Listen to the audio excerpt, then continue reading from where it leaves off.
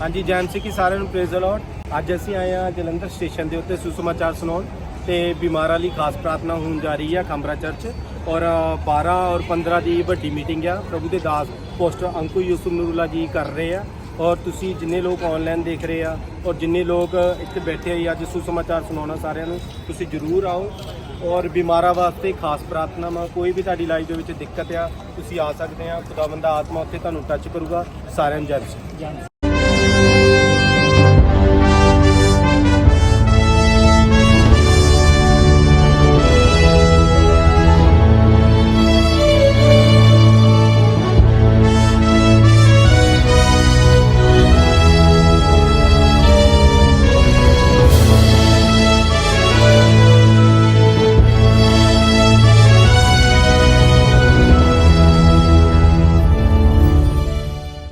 Congratulation, खुदा की हुजूरी हमारे बीच में।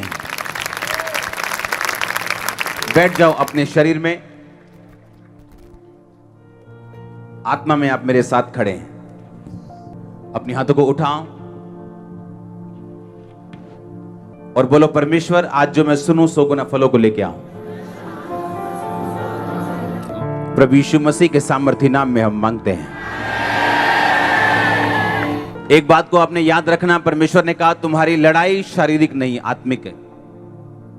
आमीन। इसलिए हम मांस और लहू के साथ नहीं लड़ रहे। हमारा विरोधी आरएसएस नहीं, हमारा विरोधी सिख नहीं, हिंदू नहीं, कैथोलिक नहीं, हमारा विरोधी शैतान है, बाइबल कहती। आमीन। और परमेश्वर ने कहा अगर ये युद्ध हमारा आत्मिक है तो हमें लड़ना भी आत्मिक रीति से पड़ेगा। और आत्मिक रीति से वही लड़ सकता है जिसकी स्पिरिचुअल, जिसकी अंदर की आंखें जो है वो खुली हैं। अगर एक क्रिश्चियन अपनी अंदरूनी आंखों से अपनी सिचुएशन को, अपनी लाइफ को देखना शुरू कर दे तो उसे परमेश्वर का महान पर्पस, परमेश्वर की महान योजना, डिवाइन पर्पस, महान प्लानिंग उसको नजर आएगी। और जब परमेश्वर की योजना आपको नजर आएगी आप गिरेंगे नहीं। आज एक स्टोरी मैं आपको बताना चाहता हूं, अगर आप इसे ध्यान से समझ गए। बाइबल कहती पुराना नियम आपके इंटरटेनमेंट के लिए नहीं लिखा, आपकी नॉलेज को बढ़ाने के लिए नहीं लिखा।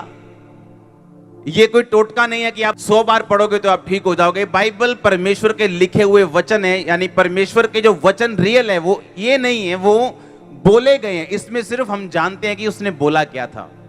आमीन। और जब ये वचन आप पढ़ते हो जो बाइबल में लिखे हैं आपके, तो इसमें लिखा, जब हम निर्गमन 1 बाब 2 बाब 3 बाब पूरा पढ़ेंगे हम, आप इसे घर जाके पढ़ेंगे, मैं कुछ कुछ हिस्से इसके पढ़ूंगा। इसमें लिखा है यूसुफ तो मिस्र में पहले ही आ चुका था और यूसुफ और उसके भाई और पीढ़ी के सब लोग मर मिटे। इजराइल की संतान फूलने और फलने लगी। वे लोग अत्यंत सामर्थी बनते गए और इतना बढ़ गए कि सारा देश उनसे भर गया। मिस्र में एक नया राजा गद्दी पर बैठा था जो यूसुफ को नहीं जानता था। उसने अपनी प्रजा से कहा, देखो इजरायली हमसे गिनती और सामर्थ्य में अधिक बढ़ गए हैं, तो आओ हम उनके साथ बुद्धिमानी से बर्ताव करें। ऐसा ना हो कि वो बहुत बढ़ जाएं और यदि लड़ाई का समय आ जाए तो वो हमारे बैरियों से मिलकर हमसे लड़ें और हम देश से निकल जाएं। इसलिए उन्होंने उन पर बेगारी करने वाले बंदे नियुक्त किए जो उन पर भार डाल डालकर उनको दुख देते थे। और फिरौन ने उनके लिए पितोम और रामसेस नामक 2 भंडार वाले नगरों को बनाया। पर ज्यों-ज्यों वो उनको दुख देते गए त्यों-त्यों वो बढ़ते गए और फैलते गए, और इसलिए वो इजरायलियों से अत्यंत डर गए। सब बोलो आमीन। एक सवाल आपके दिल में आता है, क्यों मेरे साथ ये क्यों हुआ? ये मेरे साथ क्यों हुआ? मैं तो बहुत अच्छा हूं लेकिन मेरे साथ ऐसा क्यों हुआ? वाई, क्यों लाइफ ने मेरे साथ ऐसा क्यों किया? इजरायली लिखा एक राजे के अधीन गए। क्यों? मैं आपको बताता हूं क्यों। उनके बच्चे पूछते होंगे क्यों? क्या हमारा परमेश्वर इतना सामर्थी नहीं है कि हम 70 लोगों को बचा सके? उसने क्यों हमें मिस्र में भेजा? क्योंकि वो 70 लोग थे जो परमेश्वर की संतान थे। अब्राहम, याकूब, यूसुफ, इसहाक, उसके जो सारा वंश 70 लोग थे सिर्फ। और उनसे परमेश्वर ने वायदा किया था, मैं तुम्हें आकाश के किरणों के समान करूंगा। हाँ या ना? अगर परमेश्वर उन 70 लोगों को मिस्र के अधीन ना करता, वो 70 लोग कभी जिंदा नहीं बच पाते। लोग उनको मारते, दूसरे राजा उनको लूटते, डाकू उनको लूट के लेके जाते। अगर वो 70 लोग उस राजे के अधीनगी में नहीं जाते तो जिंदा नहीं बच पाते। यह कारण था उनका 400 साल उस राजा की अधीनगी करने का, क्योंकि परमेश्वर आपके लिए बेस्ट जानता है क्या है। टाइम आ गया था छूटने का। आमीन। सुनो ध्यान से, अब 400 साल बीत गए थे, छूटने का टाइम आ गया था। अब इजरायली छूटने को तैयार नहीं थे। वो इतना आदत हो गई थी उनको मछलियां खाने की, चिकन खाने की, वो छूटने के लिए तैयार नहीं थे वो। और परमेश्वर जानता था कि अब तुम्हें छूटना है, अब तुम्हें आगे बढ़ना है। और अब परमेश्वर ने क्या किया? परमेश्वर ने राजे के दिल में यह डाला कि वो उनके साथ बुरा बर्ताव करे और उनको कठिन सेवा दे और उसको मारे और पीटे और उसको दुख दे और उनके बच्चे छीन ले, उनके बच्चों को मार दे। ऐसा व्यवहार वो उनसे करने लगा। क्योंकि अगर इस व्यवहार के बिना मूसा उनके पास आता और खुदावंद मूसा को उनके पास भेजता ये कह के कि मैं मूसा हूं, खुदा का दास, चलो मेरे पीछे प्रभु ने बुलाया है, तुम्हें दुख तो जरूर होगा लेकिन तुम छूट जाओगे। सब बोलते ए कौन मूसा, कौन दास, चल भाग जा यहां से, ऐशदाई थोड़ी है, इथों निकलांगे ऐसे, हम खुश हैं यहां पे, राजा हमारी रखवाली करता है, हमें खुद तलवार चलाने की जरूरत नहीं है, हम बस टैक्स देते हैं, आराम से खाते हैं पीते हैं, हम क्यों जाएंगे तेरे पीछे। परमेश्वर ने राजे के दिल में यह डाला कि वो उन्हें दुखी करे। और बाइबल कहती है दुख थोड़े दिनों का नहीं था, सालों चला। फिर भी लिखा इजरायली फलवंत होते गए। एंड में राजा ने कहा पूरी प्रजा को इकट्ठा करके कि मैंने 2 धाइयां रखी थी। जब इजरायली लड़कियां, वो औरतें प्रेग्नेंट होती थी, जब बच्चा जनने वाली होती थी, तो मैंने धाइयों को हुक्म दिया था अगर तो बेटा हो तो मार देना, बेटियां हो तो रख लेना। लेकिन वो धाइयां परमेश्वर का भय मानती थी। और जब किसी को मैसेज आता था कि वो लड़की, वो बेबी जनने वाली है, हां, तो वो लेट जाती थी जानबूझ के। अगर मैंने इधर से जाना है तो पूरी चर्च घूम के जाती थी और राजा को बोलती थी वो बहुत फुर्तीली है। हम जैसे ही वहां पहुंचती हैं उनका बेबी हो चुका होता है। इसका मतलब परमेश्वर आपको डिवाइन हेल्पर्स देगा। सुनो ध्यान से, अपनी लाइफ को एक पिक्चर की तरह अपने सामने लेके आओ और उसका हर एक इवेंट उसको याद करो, आपकी लाइफ की हर घटना को याद करो। आप खुदा के बड़े हाथ को वहां पाएंगे। जब परमेश्वर ने उन्हें बुलाया, फिर राजा के दिल में डाला कि वो उन्हें दुखी करे, उनके बच्चे तक मारने लग गए। और तब परमेश्वर ने मूसा को चुना। वो मूसा बच्चा था अभी, उसकी मां को मालूम हो गया कि अब मैं अपना बेटा छुपा नहीं सकती। उसने पानी में एक टोकरी बना के मिट्टी की और लकड़ी की उसने उसमें उसको फेंक दिया। किसने उठाया उसे? रानी ने, राजे की बेटी ने, क्योंकि वो नदी पे नहाने गई थी। कोई रानी, कोई राजकुमारी नदी पे नहाने नहीं जाती थी। ये रूल था राजघरानों का कि कोई रानी नदी पे नहाने नहीं जाती थी। उनके लिए पॉन्ड होते थे, उनके लिए स्विमिंग पूल बड़े बड़े उनके घराने में होते थे। पर उस दिन परमेश्वर ने उसके दिल में डाला आज तू जब नहाएगी तो नदी में जाएगी, क्योंकि वहां मूसा था। और बाइबल कहती है जब मूसा वहां पहुंचा तो उसकी बहन भी पीछे पीछे थी कि मेरे भाई का क्या हुआ। जब टोकरी खोली गई तो मूसा रो रहा था। उसने एक्सेप्ट किया मूसा को। मूसा 40 साल उस भवन में रहा राजकुमार बन के। पता है क्यों? क्योंकि मूसा चुना हुआ था। परमेश्वर जानता था अगर मूसा चुना हुआ है और मैंने अपना दिल, अपना कर्म और अपनी पूरी तरह से अपनी इच्छा और मेरे काम करने का तरीका अगर मूसा पे प्रकट नहीं किया तो ये कल लोगों को छुड़ा नहीं पाएगा। कैसे?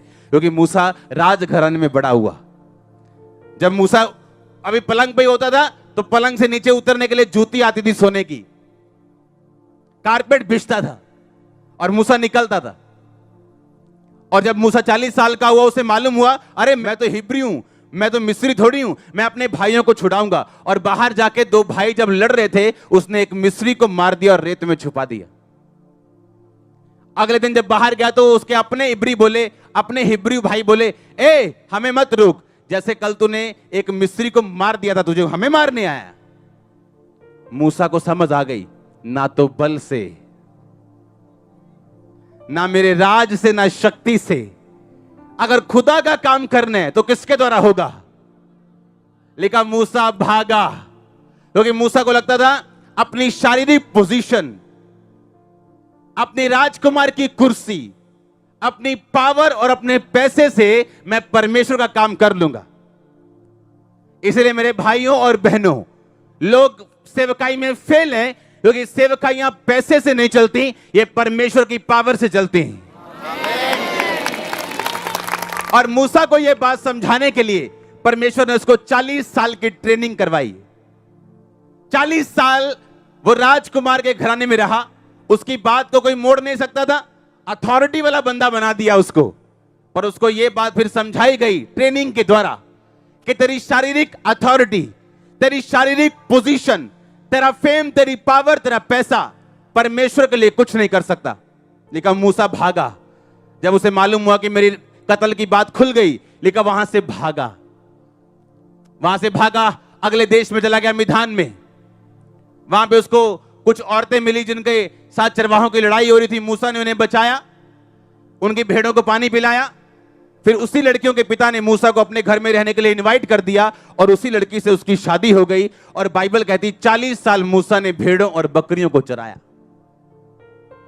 40 साल भेड़ों और बकरे को इसलिए चराया, परमेश्वर ने उसे किसी लोहार के घर नहीं भेजा, सुनार के घर नहीं भेजा, किसी किसान के घर नहीं भेजा।